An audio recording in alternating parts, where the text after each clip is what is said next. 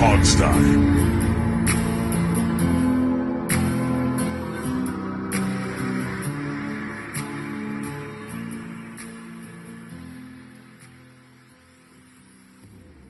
Hello, everybody, and welcome to the Hogsty. We are getting ready for the NFL Combine.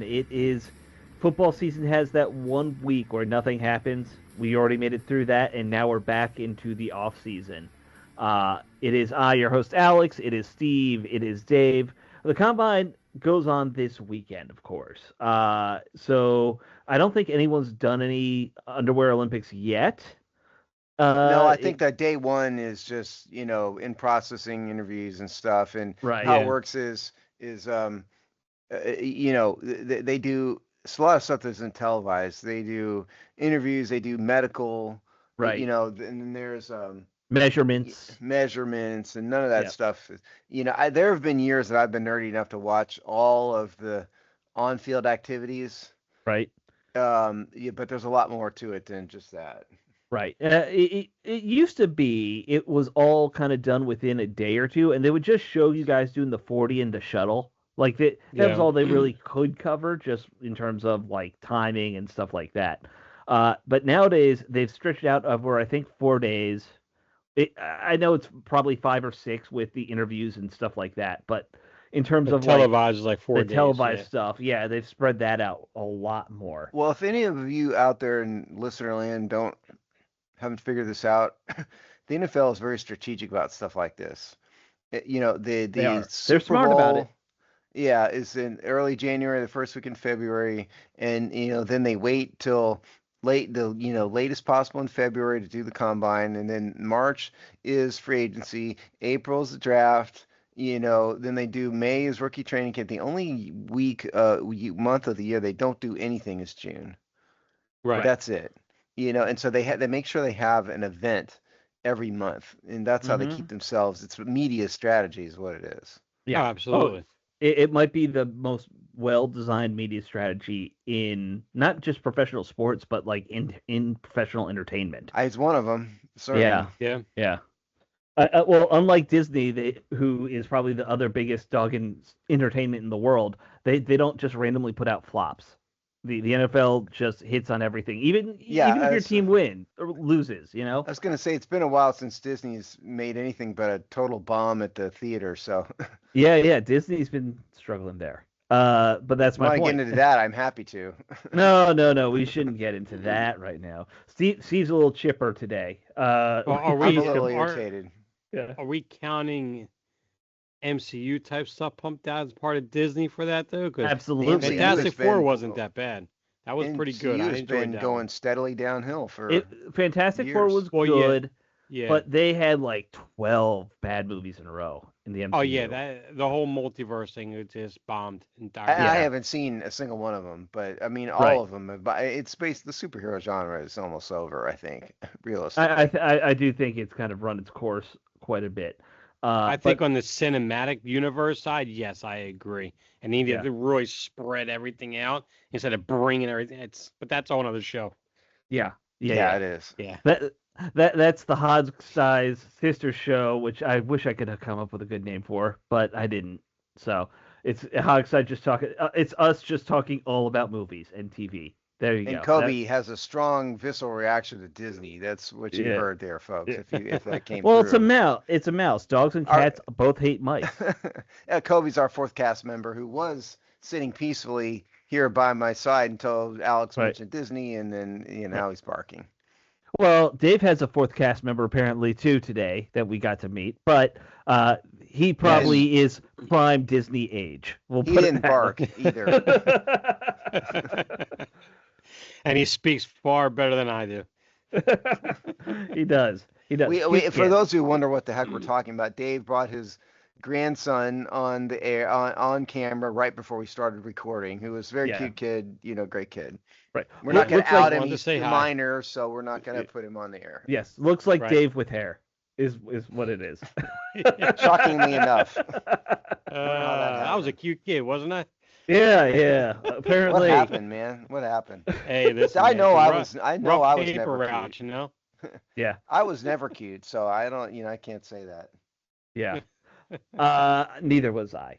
I always said I was a peak of 4 that out of 12. You were a 4. That's what you rate yourself, a 4. Out of 12, yeah. That's I'm about where probably I'm. a right. You and I are right there in the same boat. Yeah, yeah. All right, let's And talk Dave about. is 4'10", so he's got a 4 too. Right. So I got a 4. So I'm 4.10 then, which means I got a higher rating than you. I'm a lot closer to 12 than you guys. Yeah, that's true. See that? I mean, hey. All right, let's talk about some of the stuff that has happened at the combine because they did have the press conferences with Adam Peters and Dan Quinn. Look, these are pro press conferences. You know, there's not a ton of wild card stuff that comes out of these as fans. These guys are well coached to talk a lot and say very little. But look good doing it in Adam Peters' case. Speaking of guys who are not 4 out of 12s, Adam Peters probably the other way. Somebody has a little crush on the man. I see, huh, I, Alex? I love a good set of I love a good head of hair. You guys know that it's my weakness. So do Uh, I. all right, so there were some key takeaways that I think a lot of people found from the press conference.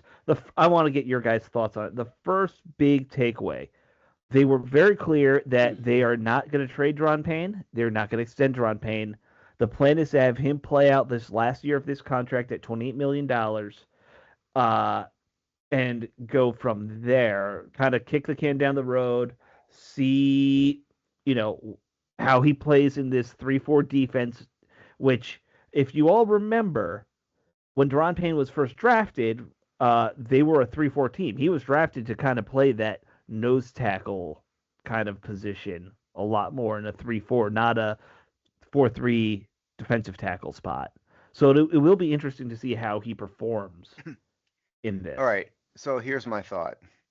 Um, Deron Payne, first of all, is not worth 28 million. He's I don't made think any of us think he is. Yeah. No, I mean he's made one Pro Bowl, I think. Is he a plus level player?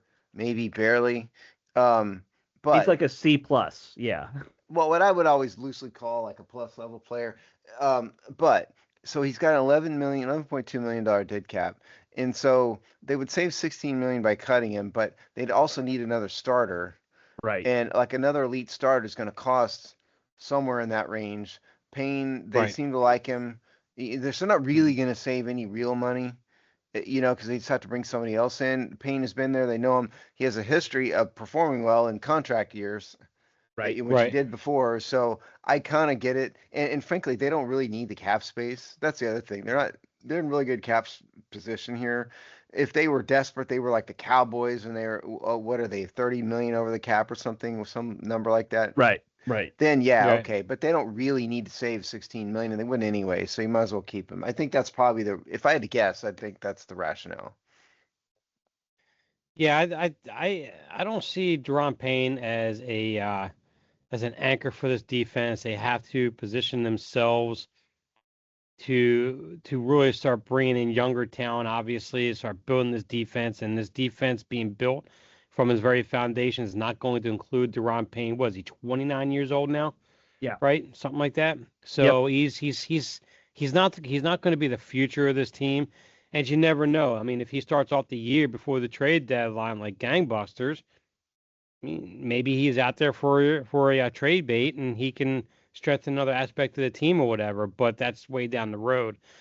And it's Deron Payne. He's always, to me, always been a little more frustrating than anything else, because I would see him come up with a monster game where he would get that crucial sack, cause a turnover.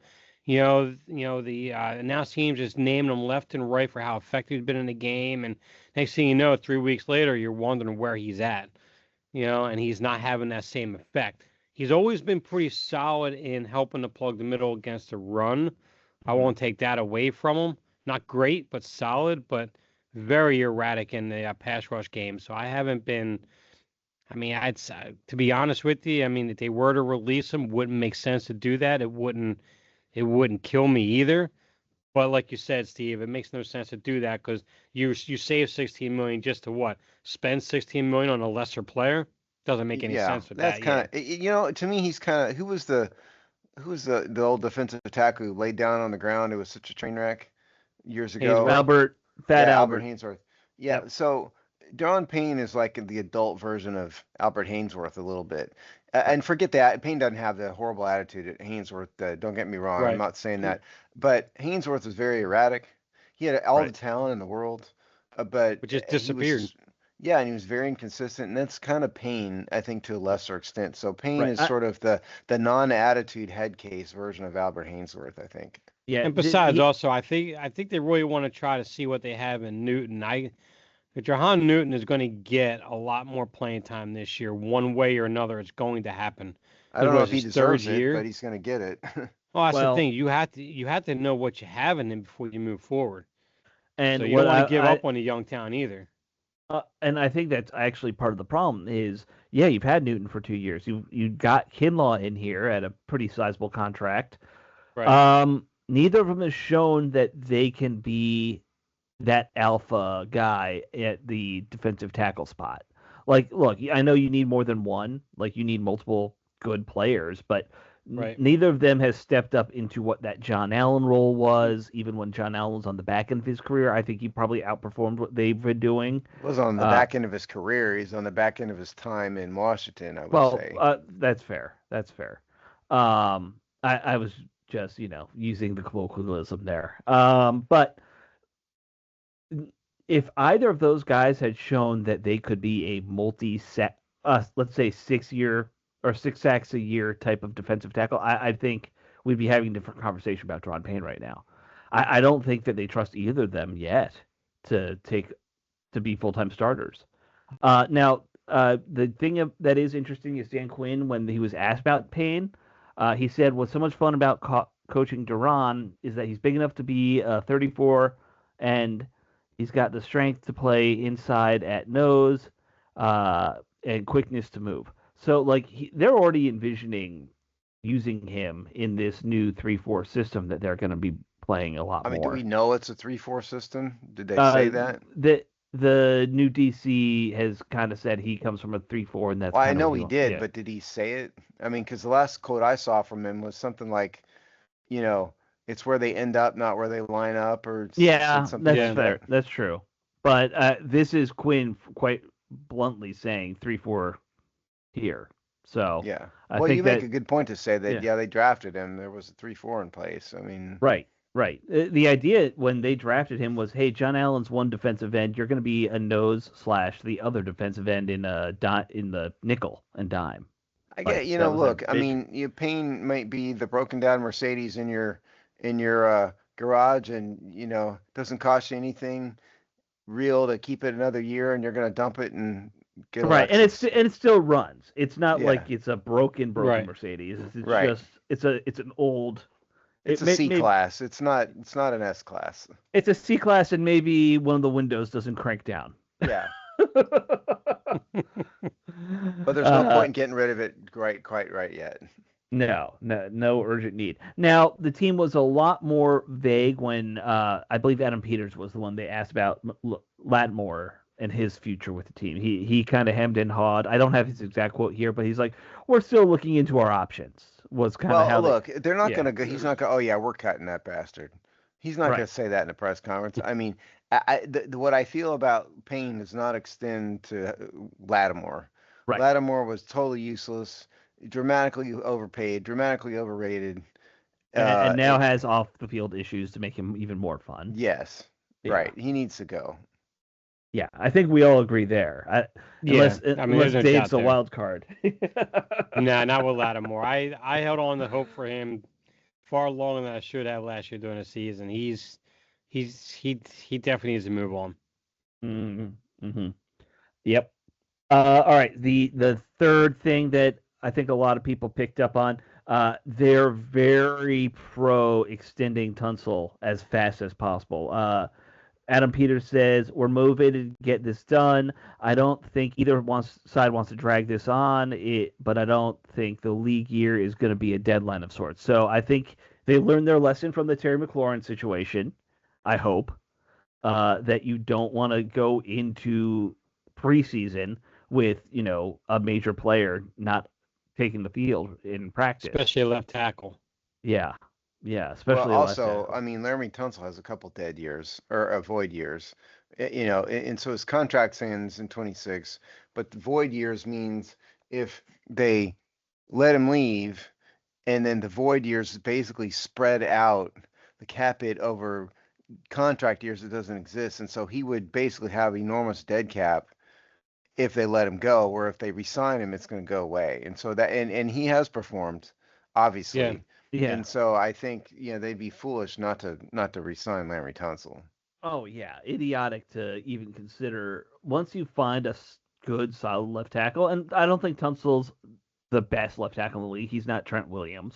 Like he's not one of these Hall of Famers that we've had through here, but he's still what as you were saying, a plus level player. That is very Yeah. much a plus level Oh, player. he's definitely a top 5 tackle in this league. I mean, there's no doubt about that. He may not be at the upper end, but he's definitely near that, at least 5, maybe 6 or 7, but he's right there. You could say 4, 5, 6. Yeah, he's in that range. If he wants extra money for weed masks, Right. give it to him. Right. The NFL doesn't care about that anymore. It's not No, like they it don't. did, yeah, not like 10 years ago. The only thing with Tunsil really is going to be age. At some point, you worry about guys hitting the wall over 30, but he played well last year, so And he keeps himself in pretty good shape too, from what he I does. understand. I mean, You see how long 32. Trent Williams is gone. Yeah. He'll be 32 before the season starts. So yeah, I mean, he's getting up there. Well, I thought But he you was. got to at least I was a extend year him a off. couple years to get rid of the void years at a minimum. Yeah. And, get a couple more years out of him, and then draft somebody in a couple years from now. Right. Or maybe Connolly is ready to move to that left side. Maybe.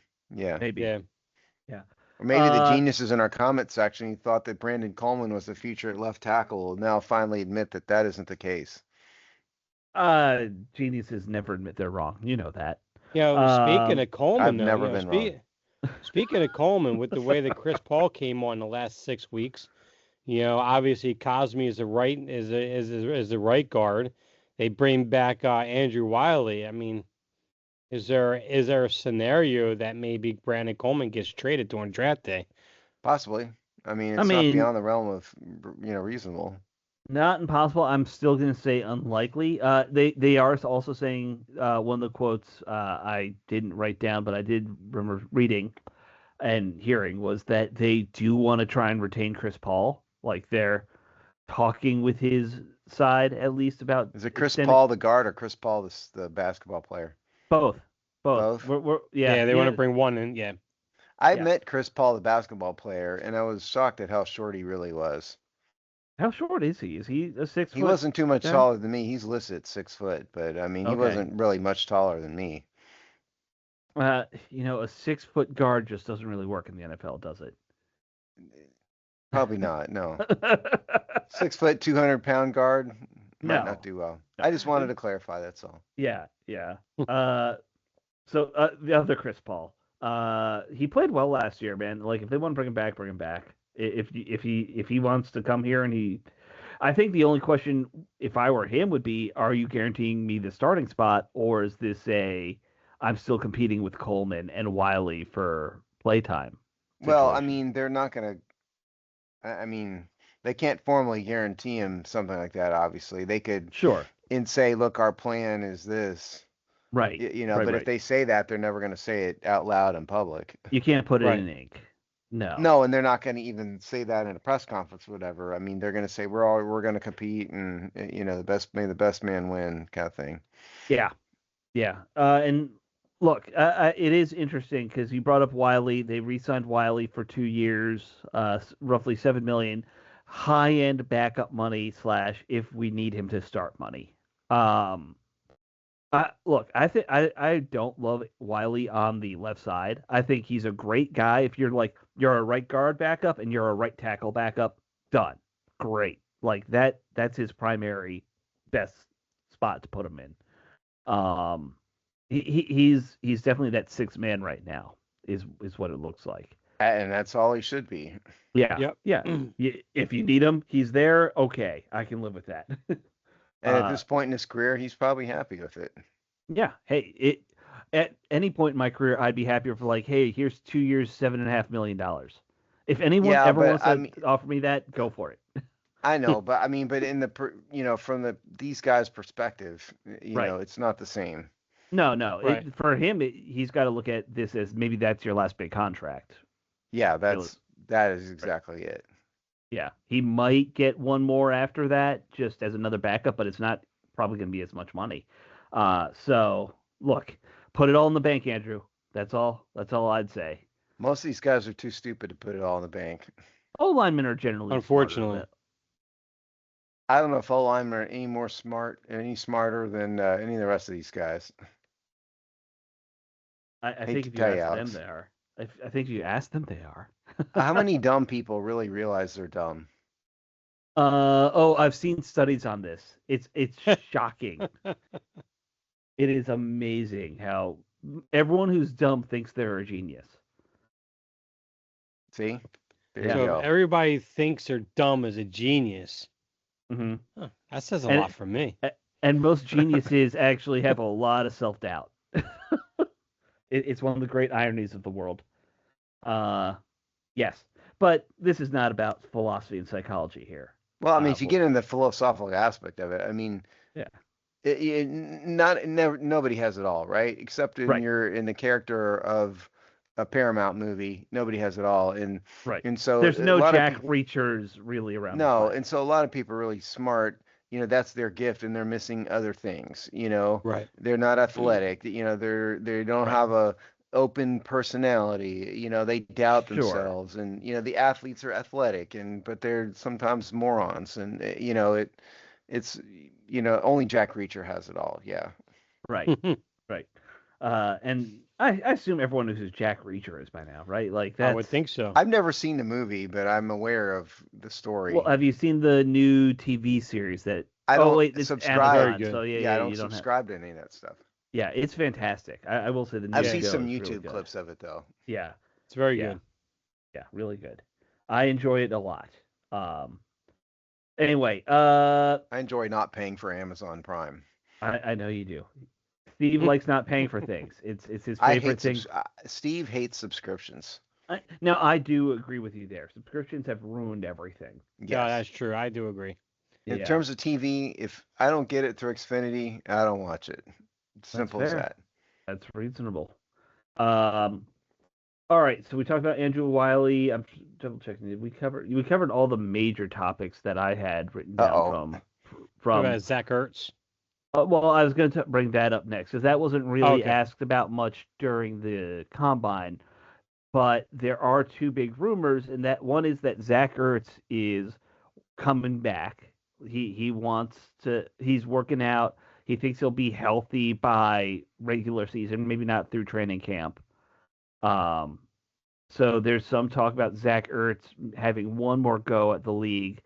Uh, and I guess the question becomes, do you bring him back? Dan Quinn was asked about that and the impact on continuing to develop guys like Sanat. And he did have an interesting thing. He was like, well, look, they play a very different position at tight end. Ben Sanat, I think they're going to embrace this with the new coaching staff. Sanat's going to be your H-back type. He's going to be like Chris Cooley used to be, where it's like he's not running verticals. He's going into the flats and just catching dump offs. That's all That he's done now. right, right. And they don't But utilize them enough for that. No, yeah, they don't. they don't embrace that's what he is. Have him run a few crossing routes and let's go from there. I mean, in terms of Zach Ertz, I mean, it all depends on what his health is.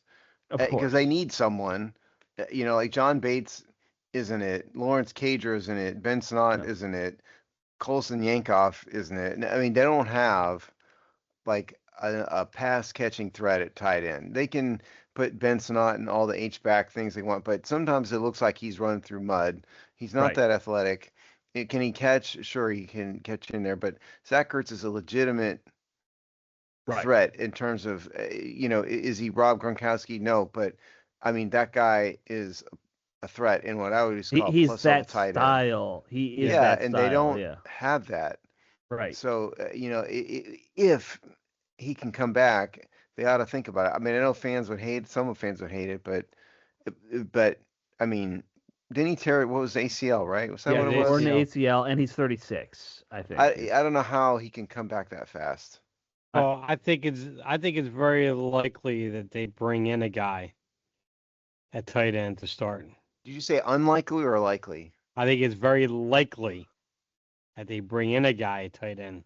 Well, Yeah. Kyle Pitts got Isaiah likely. franchise Yeah, tagged, I right? knew where you're going. Yes, There we Kyle go. Pitts did Yes. get franchise tagged, or they're saying they're going to franchise tag Oh, him. okay. Yes. Another one. Who's the receiver? Alex, somebody from Indianapolis. He's also going Alex to be Pierce. Yeah. Alex Pierce. Yeah. Yeah. He's going to be But franchise tagged in. but Isaiah likely is definitely going to be out there in the market most likely. Yeah, And to me, that's a slam dunk pick. You gotta attack. You gotta be aggressive on him. because Period. he unlike Ertz, who is maybe one more year, likely can be there for a foreseeable future. Yes. That matters. Yes.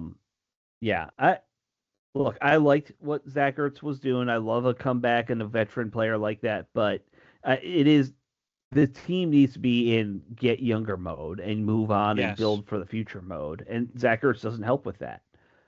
Okay, so Yeah. to go back to my tight end free agency column, Right.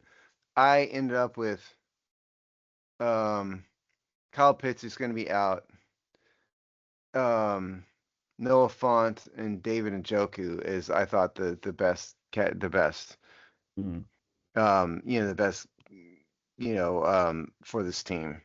So Font and Njoku, if they want to bring in kind of big name starters, and I would start with Njoku probably. I don't One of think those two. Njoku's a bad option either, but I Yeah. think there's a lot of heat on likely because he was the number 2 in Baltimore that Baltimore is going to let him go. I mean, there's a reason Yes. I didn't put him in here, and I think it was just because, the methodology I used on this was, um, you know, established production, and likely didn't Sure, really have it. he's That's got why I left him No, upside. out. he He's didn't more of an have it Yeah. because upside he guy. sat behind. He sat behind Andrews for so long. Oh, I But get when he it. had the opportunity, he flourished and he shined. So, and that's why he's going to definitely seek to go somewhere else so he can have that full time Yeah. role. I mean, he's definitely a guy who could stretch the field down the seam and everything. To me, It that's where just you got to didn't. go. It just didn't fit my methodology. That's all. Yeah. But Right. yeah, I get it. Yeah. Yeah. So Ertz is one. The other one that Bobby Wagner has come out and said he wants to play one more year. Obviously, Dan Quinn and Bobby Wagner are, father and son situation kind of Who's in the terms of. father and who's the son, though? Given their That's a good ages. question. That's a good question. Yeah. How about more like stepbrothers? They and in that case, I think it's pretty clear that Wagner would be Will Ferrell, right? Dan, Dan Quinn, Dan Quinn is John C. Riley. Like if we're doing that casting. I mean, I don't know why they'd bring him back when they have Cam Madrano ready to go. I, I I mean, mean, that joke aside, we talked about free Am agent I joking? linebackers. Yeah. Uh, I guess I am. there's just too much young talent, or they could get so much better at the position and get younger. It's hard for me to Bobby justify Wagner stick. was very, very, very productive Right. in the run defense. He's a good in the box run stuffer, but you can't do much else with him. and what you have in free agency and in the draft alone, it's real hard to justify bringing him back. To be honest with you, I think especially if you so. want to get this team younger. Yeah, I mean that's in all seriousness. I mean they do need to get younger, and the way to Right. get younger is to not bring back Zach Ertz and Bobby Wagner. Right. Right. I mean, like Now, those people didn't learn their lesson at all. It sounds right. like. If you were to say, "Hey, Bobby, we really love you, and we would like you to maybe consider that it's time to step into coaching," okay, I'm fine with that. Like, bring him back for that thing. But I realize, and we all know this, certain NFL players they never want to retire. They're going to go out on the cart no matter Well, what. they want make Yeah. another, $5 million or whatever. Oh, Right. sure. Not the 30K you pay to the first year coaching intern or whatever it is. I don't think they care about the 30K to the coaching intern at all. Right. Well, that's what I'm saying. You say Bobby Wagner would rather 5 million than 30,000? Yes. Yes. Yeah. Hot take, Steve. Hot take. Well, I just mean, none of these guys. Well, my point is, none of these guys know when to let it go. You No. know, they all want to keep going. They all think they can keep playing. Only a very few of them actually have the chutzpah to say, I'm done. You know, most of them will hang on until the bitter end, they cannot get signed anymore. Listen to Mark Schlereth talk about that sometime. Mark Schlereth has talked about that, and I heard him. Did he finish in Washington, or he went to like Miami or somewhere? Didn't No, he he? went to Denver after that. Denver Denver, is that afterwards. what it was? Yeah. Yeah, I remember him. I think it was Schlereth telling a story about how he saw some film of himself and didn't even realize it was himself, and said, "Man, that guy sucks," and it was him that he was watching Mm. his own film, and I think it was Slayer. But the point is, you know, most of these guys don't know what to do with their lives, and it's what they've done their entire life, and they have a hard time facing Yeah. the end. And so Yeah. sure, And I want to come back. I tore my knee up at 36. I'm coming back. and look, I think we all understand that at a human level. If you were told it was time to retire from your field, you would not take it well. Nor would Especially since I. I don't have millions of dollars in the bank. No, I, Right. I wouldn't no. take. I would take it much worse than Bobby Wagner and Zach Ertz. I can guarantee that. Right, right. We all would. Like, I think we all understand that as human beings. Your work is part of your identity, especially for guys. So, like, I get it, but But especially for football players, because it's such an yeah. elite crew, or elite group rather, and they've done nothing else, and they have no other skills. So I can here's a go question. practice law somewhere else. That's I true. mean, they can't go play football somewhere else. Well, unless they want to Y- go to Europe and play for nothing. Yeah. Yeah, I you just, I don't. just that doesn't Yeah, even you don't exist have many anymore. Robert Smiths of the world in the NFL. So Yeah. Yeah. Um. But so Here. to conclude, no, they should not bring back Bobby Wagner. They should draft a middle linebacker, find somebody in free agency, something. They don't need to bring back yes. a 100-year-old Bobby I Wagner. think we're all in agreement there. Although I have a lot of respect for both guys as players. Oh, Yeah. and as people, and Absolutely. Bobby Wagner seems like a great guy and leader Right. and all that, but they need to get younger. Yep. So here's the question: Give Kane Magano a chance. If Washington moves on from Ertz and Wagner, do you see either of them signing with another team? You can Wagner, take him. yes. Yeah. Ertz, that's tough. Yeah, I agree with Dave. I mean, because Okay. Ertz needs to prove he's healthy.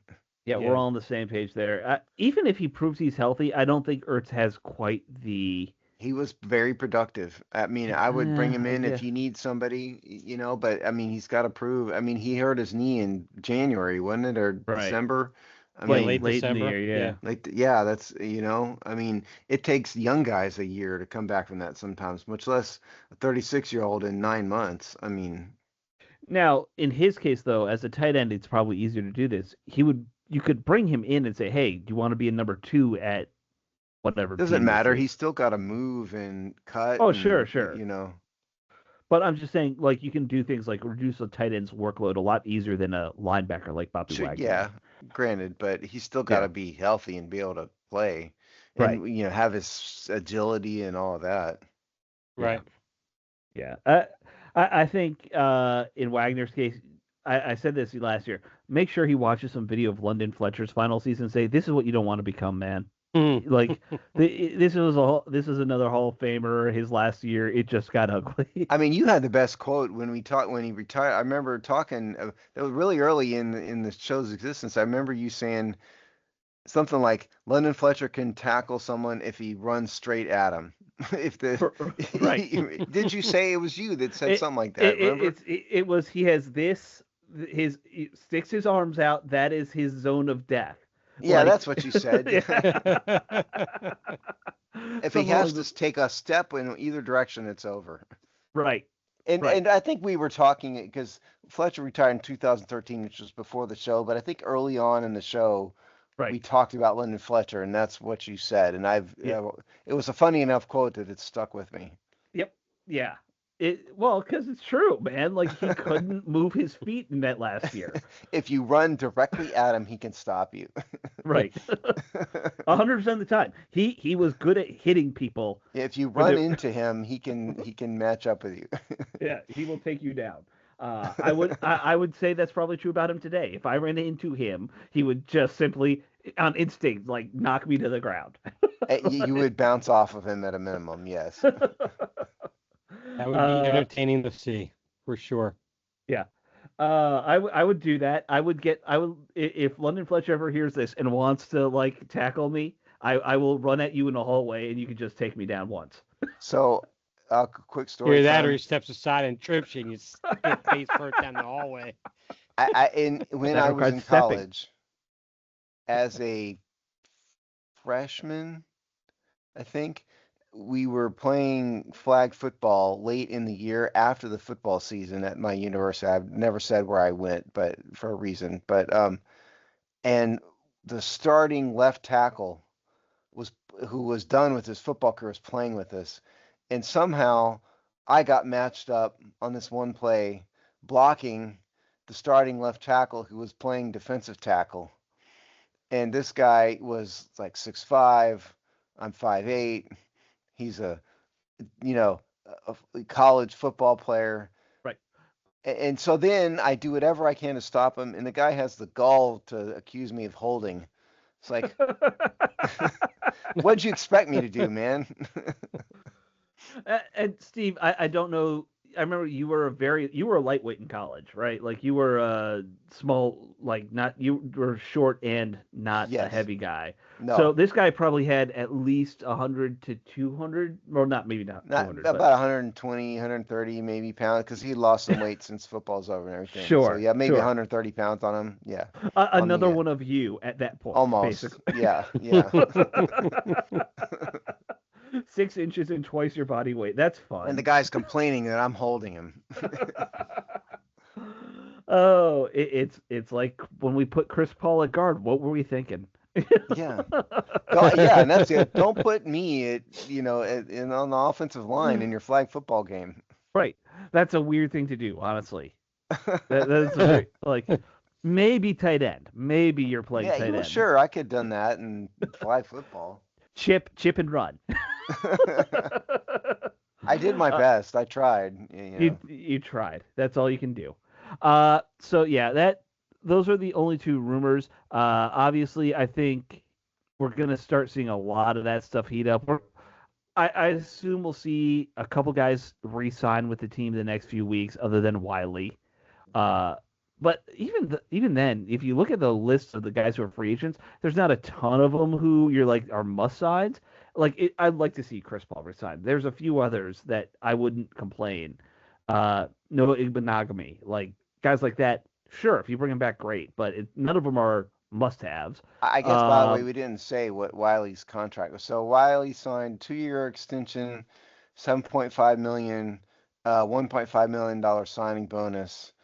mhm. And so the average annual value works out to 3.75 million.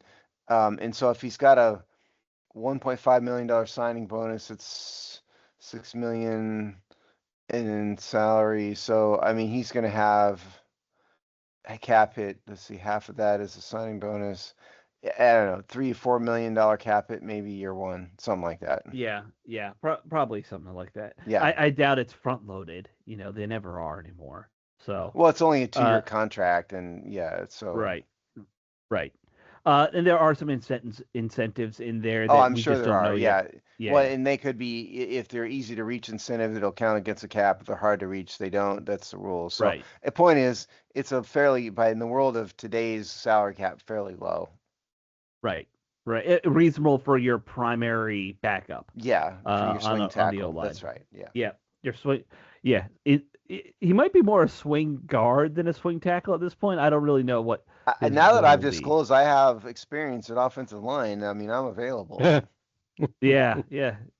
You know what? If we added Wiley's age up with Bobby Wagner's age up, they would be older than you. So there's They that. would be old. That is true. That is true. I'm not that old. Right. Uh, But if you put Bobby Wagner and Andrew Wiley together, that's about 4 of me. So I don't know. I think Andrew Wiley's about 3.5 years. It is. Yeah. Okay, so I what do I have him listed at? Hold on, now you got me wondering. He's smaller. I think he's like 298. He's in the low I've high got twos, him low listed threes. at 6'6", 309. He's 39. Okay. Well, that was when I did this chart Yeah. 3 years ago. But so, and then Bobby Wagner is what, 230, 240 maybe. Yeah. So Yeah. together, that's, you know, 550 roughly, or five. Yeah. yeah, call it 550 pounds. So, that's more than three of me. Right. Put it like that. Not more than three of me, sadly, but it is safely more than two. Two with plenty to spare. Mauricio's going to really have a field day doing That's fine. That's new fine. images of us after today's show. I haven't seen him in a while. Yeah, that's obvious. Yes, yeah. Um, all right, so we should talk about the rest of the O line since that was the position group I was breaking down for free Ah, agency. Um, so let's be honest, guys. They don't need to sign a free agent if they don't want to. Right. This O line, if they bring Chris Paul back, they'll already be 7 or 8 deep in terms of quality players. The only thing that'll kind of be a wild card is if Paul doesn't come back, then what do you do at guard? Do you maybe, move uh, Brendan Coleman to that guard spot full time, which I assume would be the plan. Um, I think that the uh, the only other big name that they have on the roster is Nick Allegretti. They got a couple practice squad caliber interior linemen, Julian Goods Jones, Tim McKay, Tyler Cooper, guys like that. Who look, you'll probably see them in our preseason games, and that's the last time you'll ever hear of them. Um, what they do lack in terms of depth is they don't have anyone who's like a true starting center, which a lot of teams don't anymore. They'll just have a guard who also plays center, right? Right. But they don't really have that ideal swing tackle in my mind, because I don't. Even though a lot of people want to think of Coleman as like a swing tackle, I think of him more as like your guard and maybe your backup left tackle if I don't Wiley's think your he's backup cut right it as a tackle. guard, as a tackle. I think I he's a don't think No. I guard. don't think he's cut it as a tackle, but I think he really showed how much he struggled playing on the right side last year. I think maybe one of the reasons they kept Wiley, this is just my speculation. Coleman can play both left side spots better than he can play right side, and Wiley's the opposite. Wiley's better off being your backup right tackle, right guard. Coleman might be your best bet as your backup left guard, left tackle. So I don't know if that's how they're thinking, but that's just a guess. I think it makes a lot of sense. Regardless, I think if the team's going to look for anything, they're going to be looking at backup tackles. Uh, Obviously, we all think they want to go younger, right? There's two young backup tackles who I think make a lot of sense in this free agent class. One is Larry Boom. He's played 5 years. He's been in Chicago and Miami. Never a full time starter, but he's played a lot of football. 37 starts in his career. His single season high was 11 starts. So a lot of good experience for a 26-year-old. Kind of what you'd be looking for if you're looking for somebody to seriously be that swing tackle option, which is Right. kind of what they need. Um, the other one I'll bring up is, of course, until we're like 10 years out, if Adam Peters is still here, anytime you have a guy from San Francisco who played with him, or who played when he was there, you got to think of it. It's Spencer Buford. He's 25. He was a left tackle in San Francisco. A lot of play time there, obviously, because they keep having everybody get hurt out there for the 49ers.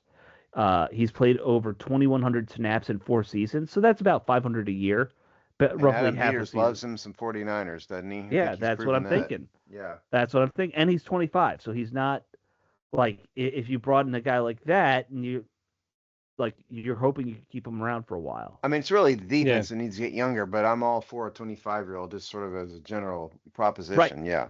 Yeah. right. We'll put that in Steve's dating profile too. How do you know I have a dating profile, Alex? I just assume. No, no. Anybody looking for me all in an excited fashion, you will not find me in a dating profile. But it was a good line. It was a It good was a line. good line. Yeah, it was a Yeah, good line. yeah. And if I did have one, I would not be trolling for 25-year-olds. I'm No, not no, Leonardo DiCaprio. no. Uh, so let me give you the names of some of the bigger name linemen that will be available. I don't think Washington will be going after any of these guys, but I'll go through them. So you have center Tyler Lindenbaum.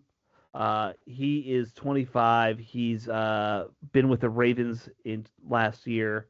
Connor McGovern, 28-year-old center with the Bills. I sorted them by basically position group. So this is not overall quality Right. or anything like that. Cade Mays, who's 26, played with the Panthers, and then Ethan Potik, who's 30, and he was with the Browns last year. So honestly, there's a couple good centers in this free agent class. Couple good guards too, honestly. David Edwards, he was with the Bills. Ed Ingram, who was with the Texans since just 27. Uh, Joel Ono with the Browns, and then Zion Johnson, who was with the Chargers last year. In terms of tackles, probably a drop off overall in terms of talent a little bit, but that's because people don't let good left tackles go. These They are just trade guys, him. right? You trade a good left tackle. Uh, so you have Rasheed Walker. He's 26. He played with the Packers. He's probably going to be the most expensive of this group just because he's young. He's 20, like I said, 26, left tackle. Uh, he'll probably be the big free agent O lineman overall. Then you have Braden Smith, who's 29, Cam Robinson, who's 30, and then Elijah Vera Tucker, 26, and Jonah Williams, 28-year-old right tackle. Uh, Most of those guys are right tackle calibers or maybe some swing tackle. Cam Robinson's technically played left tackle, but he's getting up there age-wise, 30 years old. So look, I don't think Washington will go after any of the names I just mentioned, but we got to tell you some of the people who will be possible free That's agents, the right? point. Yeah, Point Yeah. of the piece. And I missed some of this. Our fourth cast member had to pee, so I yeah. missed some of what Alex said. But I was just reading off names. yeah, You didn't miss anything. You picked the perfect time to have to pee. I didn't Uh, have to pee. Our fourth cast member had to Ringo pee. Ringo picked the perfect Sure. time. Sure. Did you wash your hands? Our fourth cast member had to pee. Who he cannot do it without my help. What You about our know. fifth cast member, Dave? Do you have to help him or take him to the bathroom to pee or No, anything right he now? is. No? He is very, very capable now. He's a big boy now. Okay, good, Yes. good. Toby cannot get the door open by himself, so he requires my help. Then he That has to be that let in back in the house. So totally get that. So yeah, I don't know where you guys are on. I know we all agree they need to be fairly active in the free agent market this offseason, not in but offensive not line, they don't. not really Yeah, in the no. O line. Like I said, I would maybe go after a swing tackle if one of these guys They just is. signed Andrew Wiley. They ain't going after a swing tackle. Yeah, yeah, probably not. Got newsflash. Yep, it's probably draft somebody in the sixth round, Yeah, maybe some world. Yeah, developmental type. That's it. Yeah. yeah, yeah. So yes, not an exciting group to talk about, but But it we had to be appreciate done. your effort anyway, Alex. Thank you. Thank Everybody you. can wake up now in the Right. listening crowd. Fast forward. Stop fast forwarding right now as Dave is going to start doing his more interesting piece, which is talking about the wide receivers in the draft class.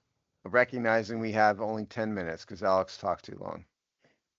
Sorry. I well, well, my list is long and distinguished, and I'll go through every single one with explicit detail on every single receiver I have on here. So, It but is a for the good sake of receiver time, class. it is a very good receiver class, and obviously Ohio State's Cornell Tate kind of tops that class. He's projected the top 10 overall pick. I mean, I'm not going to go in great detail on him. I mean, he's the He's a precise route runner, great footwork, great body control, good contested catch guy, and so forth. But someone like him and Jordan Tyson out of Arizona State, 6'2", 200 pounds, are guys that are probably not going to be there when they start considering when they want to draft a receiver. But if I come down my list, and obviously this is going to be posted on Friday for you guys to kind of go through Yeah, but I this guess list I more should have said that. comprehensive wise. Yeah, Somebody blew it on Wednesday and failed to publish the offensive line thing. So, and that somebody is me because I had a busy day. And so the Alex offensive line will be published probably Saturday, and Dave's receiver list will be published Friday because it's more interesting than the offensive line list. So there you Right. go. right. Continue. Okay. So now when I come down the list, we have your projected first round guys. I'll do that at least. So your projected first round guys, top 10 would be Cardinal Tate. You have Jordan Tyson at Arizona State, projected as more of a mid first round pick. Mekhi Lemon from Arizona State, 5'11", 194 pounds, 4'4", 840 time, late first. Denzel Boston from Washington, 6'4", 195 pounds. He's a guy who's he's kind of intriguing. His size, he has ideal height, the length, and the bulk. He's very, very physical at the line. He's one of the best contested ball players in this draft. He uses his leverage very, very well and has a very high catch point. Now, granted, he does lack a true second gear. He only runs a 4.52 40. But he's projected as a late first, could slip into the second round, but we don't own a second round pick this year. But you never know what might happen in the draft if we move back. This is kind of a guy I think that could be on Adam Peters' list to really complement McLaurin on the other side and be that guy that they kind of wish Noah Brown could have been. And this is potentially that guy. And then Kevin Concepcion from Texas A&M. He's more of he's a little undersized guy, but he's got a bit of a high motor, compact body. He's a really, really good route technician, probably one of the best route runners in this draft. He's got great straight line acceleration off the line and really, really good in short areas. Now going into what I project being tier 2 or day 2 selections, Chris Brazzell kind of leads the list out of Tennessee, 6'5", 200 pounds, 4.52 40 time. He's projected kind of a mid-second round pick. He's the kind of guy you might see someone reach a little bit earlier on. He has excellent he has excellent build-up speed, allowing him to stretch defenses vertically.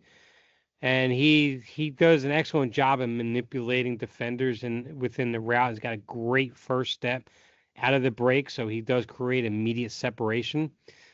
But his downfall is that he does struggle against press man coverage against a lot of your bigger physical corners, and he doesn't absorb the actual physicality very well, and can be missed and taken off his route relatively easily. And then you have you guys have anything to add on this point for any of the guys I've mentioned so far? Or I mean, anytime you give me a 6'5" guy on your list, I'm gonna want the 6'5" guy. They need a guy like that. Yeah. No, other than that, no. Okay.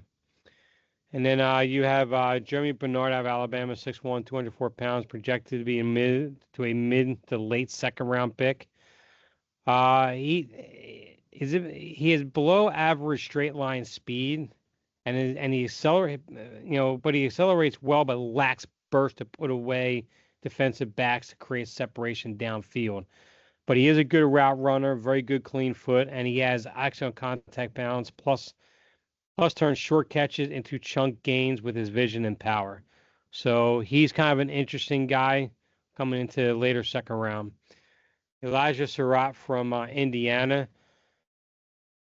He's projected more of a mid to second late round guy, but he is a guy I think you might see get overdrafted because of how well he played in the college playoffs, and especially in the national championship game. He's a very high IQ route runner, and he fights through contacts and creates leverage very, very well.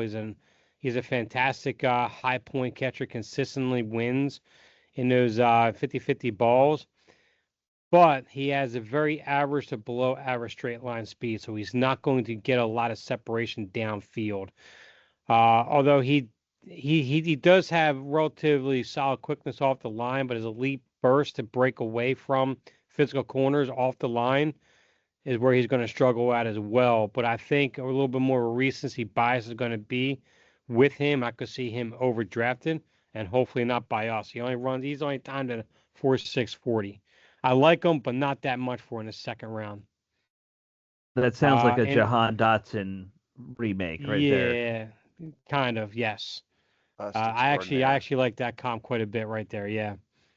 Antonio Williams out of Clemson, 6 foot, 109 pounds, 4.45 40. He's probably one of the more polished route runners in this class. He generates separation on the short and intermediate levels very, very well with his quickness off the line. He's also a dangerous post catch receiver with his vision and balance and his elusiveness. He's very, very good in space and taking screens or even short plays or short passes. But he does struggle within traffic. He does get overpowered quite a bit when he's going off for a contested ball. So, I mean, he has a role, but not as a true number one. Probably more of a slot receiver. He's projected to late second round. You have Jacoby Lane out of USC, another tall but kind of lanky receiver here. USC, 6'4", 200 pounds, 4.55 40. He struggles to sustain through contact mid route, and his catch and I'm sorry, I started to read the wrong profile We on need that to one. kind of Sorry run about through that the one. rest of these here real quick. That's fine. That's cool. Yeah. So to get through the rest of this round, you're looking at Malachi Fields out of Notre Dame, 6'4", 223 pounds, mid third. He's projected out. That's another guy to really keep an eye on. I'd like him with his frame. He's very good on in the traffic and contested balls. You have Omar Cooper from Indiana, probably mid to late third round, and Zachariah Branch from Georgia, 5'10", 201 pounds, and he's probably the best kick returner in this draft. Although he's a bit undersized in height, what he offers on special teams is probably his best asset heading into this draft. And you're looking about mid third round. And then just to round out day 3, you got Brennan Thompson, Mississippi State, 5'9", 215, 4.28 40. Deion Burks out of Oklahoma, 5'9", 212 at 4:38 40 time. C.J. Daniels, Miami, 6'2", 205 pounds, 4.4 40. Eric Rivers out of Georgia, 5'11", 180, 4.38 40. Is another guy that's very dangerous in space and in manufacturing touches and so forth. And to round it out, Malik Benson, Oregon, 6'1", 195, 4.34 40. Look, here's the summary version of this. Washington has 6 receivers. One of them is outstanding. One of them has potential. One of them's a average at best, and the rest of them are a bunch of no names. And so expect them to draft one of these mid round. They're not going to spend a first round pick, but one of these second, third, fourth round picks is going to be receiver, whatever they have. That's a summary. Well, that, and I would say they're probably even going to be very active in the free agent market. Maybe so. Yeah, they need one of these guys. So Dave did a really good. We kind of running out of time here, but Dave did a really good summary of those. And could they draft a big guy? They probably ought to. Mm-hmm. That's because they have the speedster guy in Jalen Lane. So I would go big if it were me. But they need Boston somebody. To me is like that guy right there. He's I think a perfect fit if they can maneuver in a draft to get him. I generally agree. They still need a big. I still always want one guy to be the take the top off speed guy, which is not Lane. Lane's kind of your underneath, like, scat back type. He's also a punt returner at the end of the day.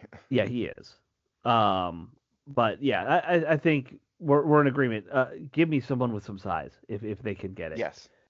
And also the one thing quick on Denzel Boston too. He's, what he offers in the red zone He's got really really strong hands, great contested ball, but his catch radius is probably the largest catch radius in this entire draft. He is a guy I'm most intrigued with, especially when you get down inside the red zone. There you All go. right. All There right, is guys. receivers.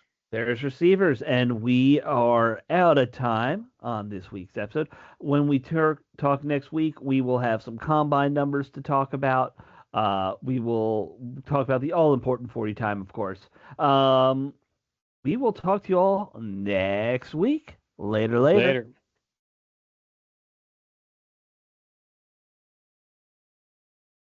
Recording